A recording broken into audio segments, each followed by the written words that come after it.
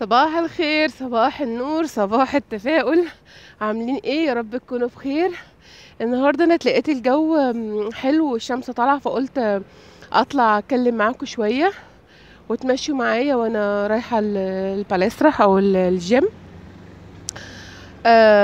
واتكلم معاكم شويه عن نفسي للي ما يعرفنيش. معلش انا بنهج، شوفوا ده اثر ان انا اهملت في نفسي جدا وما خدتش بالي من صحتي، هتابع معاكم وهشارك معاكم عشان تعرفوا ان ايه اللي وصلني لكده.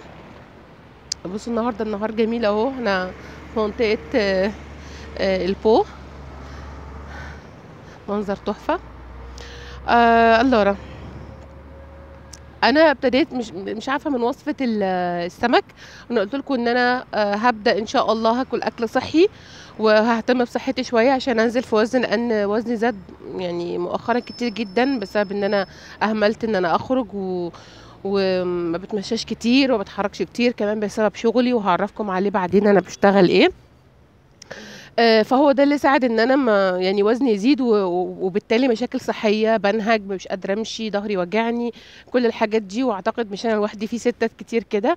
فانا قلت اشارك معاكم النهارده التجربه بتاعتي او اللي انا حبيت باذن الله ان انا اعمله، وقلت اشارك التجربه معاكم واشجعكم انتوا كمان تعملوا زيي، عشان الصحة أهم حاجة في الدنيا. مفيش بعدها حاجة تاني.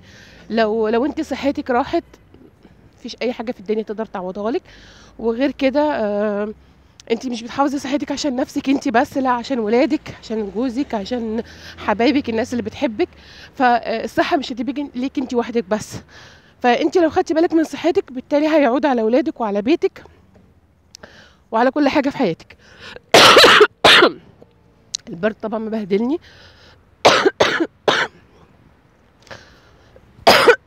علينا.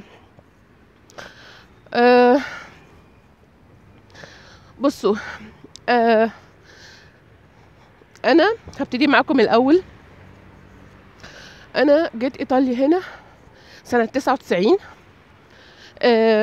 طبعا اول ما جيت ما كنتش عارفة اي حاجة خالص. الايطالي طبعا لا افقه فيه شيء، كنت بتكلم بس انجليزي وشوية فرنساوي، لان هو احنا دراستنا في مصر انجليزي وفرنساوي. ولما جيت هنا طبعا ده ما فيش حد هنا بيتكلم انجليزي خالص.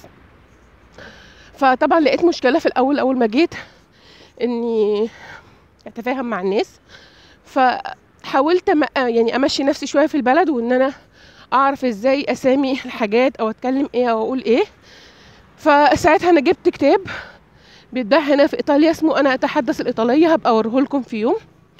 الكتاب ده ساعدني جدا، هو كتاب صغير هنا، كان وقتها بحوالي 14 ليره حاجه زي كده.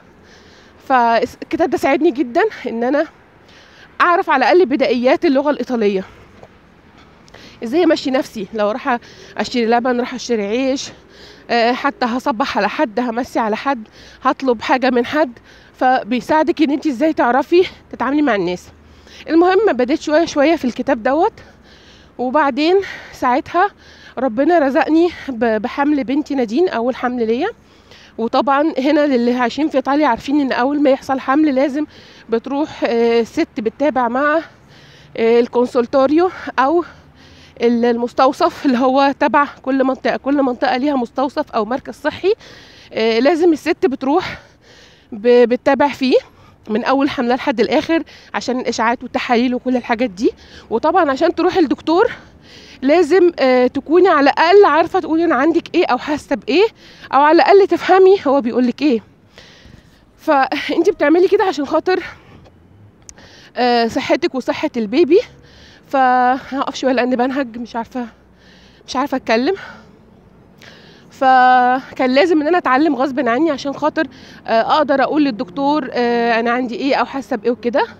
وشويه بشويه ابتديت اعرف المصطلحات الطبيه اللي بتتقال في الحالات اللي زي ديت واحفظها كويس، وابقى مذاكرها من بالليل. مثلا انا حاسه بمغص، انا عندي كذا، انا حاسه مثلا بغثيان، فاروح جايبه الكتاب. واروح جايبه الكتاب كان فيه كل يعني اجزاء عن الحالات المرضيه او كده، لو رحت عند الدكتور تقولي ايه او كده. فابتديت احفظ الجمله واروح للدكتور اقولها. وكان وقتها الحمد لله ربنا كان كرمني بدكاتره في الكونسلتوري دوت. طبعا معظم الدكاتره عشان دارسين الانجليزي كانوا بيفهموا شويه، فاللي كنت بتعذر فيه كنت بقوله بالانجليزي، وكان الحمد لله الدكتور بيفهمني وكانوا بيساعدوني جدا، كانوا متفاهمين ان انا استرانييره او اجنبيه مش بتكلم اللغه بتاعتهم، فكانوا بيساعدوني. والحمد لله ابتديت كده لحد ما خلصت حمل، اول حمل خالص ليا. والحمد لله بكده ابتديت شويه شويه يعني ابقى كويس احسن في الايطالي. وفي نفس الوقت اللي ساعدني في دوت ان ما كانش عندي انتنه بارابوليكا او اللي هو الدش، ما كانش عندي قنوات عربيه، فكان معظم الوقت بتفرج على التلفزيون الايطالي. وده اللي ساعد اكتر ان اللغه تقوى عندي. بقيت اسمع كل حاجه احفظها، اكتب حاجه سمعاها، لان في بعض الكلمات كانت بتشابه شويه للانجليزي، فكنت بفهم تقريبا معناها. انا كنت بس بلقط النطق بتاعها عامل ازاي، فكنت اسمع الكلمه واكتبها واقولها بعدين مره واثنين وثلاثه لحد ما حفظتها، وهكذا. لما امشي في الشارع كنت بقرا اليافطات في الشارع مكتوب عليها ايه. وكده مشيت معايا بقى الموضوع كله، مشي معايا كده. انزل السوق اسمع الناس بيتكلموا بيقولوا بيشاوروا على الحاجه، اسال تمنها كام، بكام ديت، طب لو خدت 2. يعني ابتديت اتعرف على الحاجات دي كلها بالممارسه، ان اختلط بين الناس واسمعهم. طبعا لخبطت في الاول، وطبعا بقيت بنطق الكلام غلط، بس لما يكون حد جنبك بيساعدك انك تصححي بيبقى كويس. المهم يعني انا عايزه اقول لكم ما تحبطوش، لان كلنا في الاول ما كانش حد بيتكلم ايطالي اصلا، وشويه شويه انت هتتمرني. المهم بعد ما خلصت الموضوع دوت يعني اتمرنت شويه في الايطالي، ربنا رزقني بحمل عمر ابني التاني. ودخلت في نفس الموال تاني، فقعدت تقريبا كده اقوله 5 سنين لحد ما ابتديت اشم نفسي، وان الولاد يروحوا حضانه او كده، عشان انا كان عندي طموح ان انا ادرس، يعني اخرج وادرس واتعلم واشتغل وكده يعني. فطبعا مش عائق ان يكون عندك ولد او 2 او 3. انت اول ما الولاد بتستسلميهم بيخشوا مدرسه او حضانه بتبتدي تفوقي لنفسك تخرجي تدرسي. انا خرجت درست الاول اللغه، اتمكنت منها شويه، وخدت خدت الاعداديه، شهاده الاعداديه هنا. وفي الوقت دوت ساعتها كان محافظه البيومونت او الريجيون بيومونت، او يعني المحافظه اللي انا ساكنه فيها، لاني ساكنه في تورينو، كانوا عاملين كورسات تعليم لغه، وكورسات لتعليم اي شغلانه عشان انت لو حابه تشتغلي. فساعتها كانوا عاملين كورس لاسيستنس انسياني او مساعده مسنين. فانا ساعتها حبيت ان انا ادخل اجرب، بما ان عندي وقت والولاد في المدرسه، فقلت اجرب ادخل اعمل الكورس دوت. بالفعل قدمت فيه ودخلت وكتبت نفسي. والكورس ساعتها كان تقريبا 200 ساعة مش عارفة او 300 ساعة، طبعا بكلمكم من 13 سنة، في 2005 تحديدا. المهم دخلت عملت الكورس. وطبعا لو انا مش عارفة اللغة كويس ما كنتش هقدر ادرس كورس، فلازم تتعلمي اللغة الاول، او على الاقل تمشي نفسك فيها. دخلت عملت الكورس ساعتها، علمونا ازاي نتعامل مع المسنين، ازاي نتعامل معاهم، ازاي نعمل لهم النظافه اليوميه، ازاي نقدر نشيلهم، الحركات اللي تقدر تعمليها لو انت بتشتغلي بادانت او مساعده مسنين. اتعلمونا الحاجات دي كلها. وبعد كده المفروض ان بعد كل كورس بيعملوا حاجه زي ستاج او تدريب عملي. في الوقت دوت انا خلصت الكورس الحمد لله.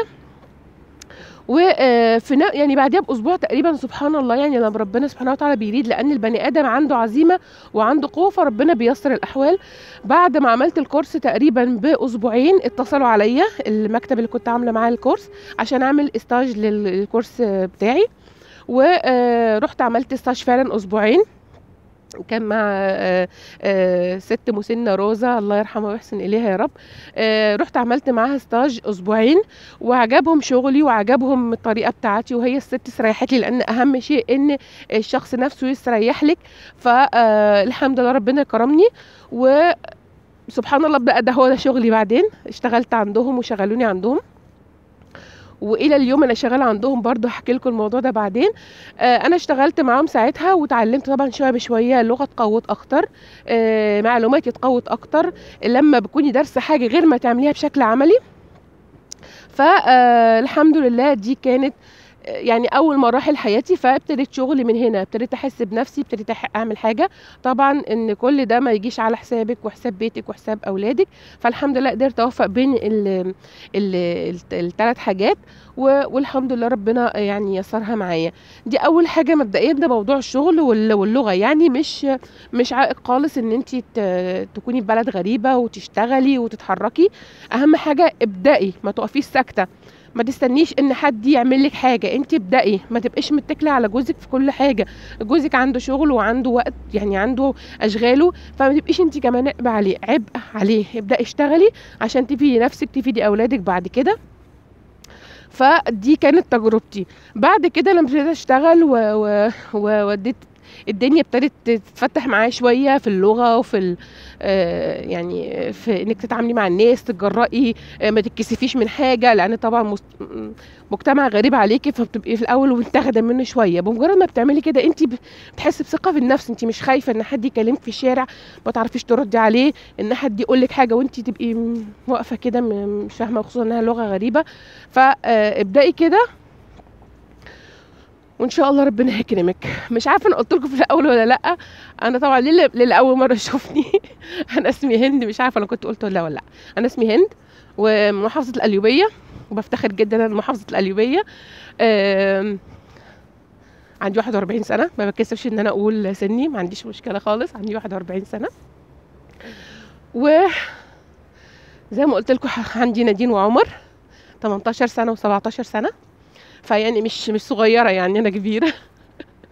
فالمهم دي بدايات انا عماله امسك التليفون وعماله باجي فيه، مش عارفه ايه التوتر ده.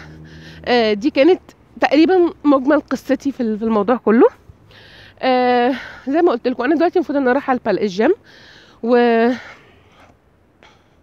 ايه بقى اللي هيوديني الجيم؟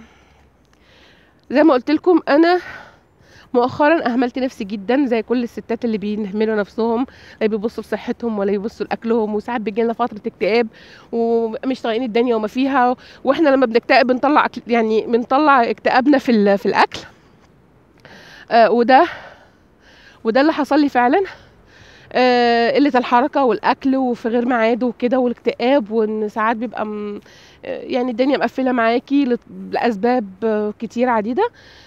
فانا قررت زي ما قلت لكم، اولا قلت هعمل سفولت في حياتي، يعني هعمل انقلاب زي ما بيقولوا، هعمل تغيير في حياتي.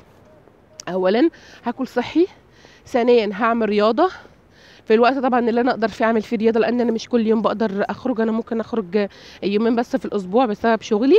اليومين دول بقدر اخرج عشان زميلتي بشرى اللي عملت لكم الكسكسي في البيت، فبقدر اخرج فيهم زي دلوقتي كده بالصبح يعني. لكن طول الاسبوع مضطره ان انا اقعد في البيت عشان ظروف شغلي زي ما قلت لكم، هكلمكم بعدين عليه. فقررت ان انا في الاوقات اللي هخرج فيها وبعد الظهر لما يكون وقتي متاح ان انا هلبس لبس رياضه، وهروح اعمل ساعه ونص او ساعتين في الجيم على قد ما يعني صحتي تقدر، وهبتدي اغير حياتي، لان فعلا خلاص ظهري وجعني وكده، يعني ما ينفعش، يعني لازم نشوف نفسنا شويه. بس ده انا حبيت اقول لكم بالظبط ايه اللي انا ناويه اعمله النهارده، وخدتكم جوله نوعا ما اهو في تورينو، بوريكم اهو المنطقه اللي انا ساكنه فيها. انا ساكنه عند البو، ده نهر البو اهو، وكده ممكن اخدكم تمشيه معايا لحد ما نروح بياسا فيكتوريا، وانتم ماشيين معايا لو حابين.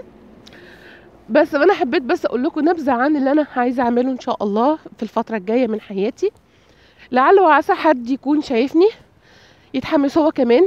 تروح الجيم لو جنبك جيم في البيت، ابدأي انزلي في الوقت اللي ولادك فيه في المدرسة وجوزك في الشغل، وضبي حاجتك، وضبي اكلك غداكي، وانزلي هاتي لبس رياضة وروحي الجيم، اعملي حتى ساعتين او ساعة ونص على قد ما تقدري. اتحركي عشان جسمك يبقى حلو، عشان صحتك تبقى كويسة اهم حاجة، عشان تقدري تواظبي مع ولادك ومع جوزك ومع بيتك. مش شرط تكوني يعني ما فيش مشكله ان تكوني ست بيت وتهتمي بنفسك وبشكلك وبمظهرك وبصحتك طبعا.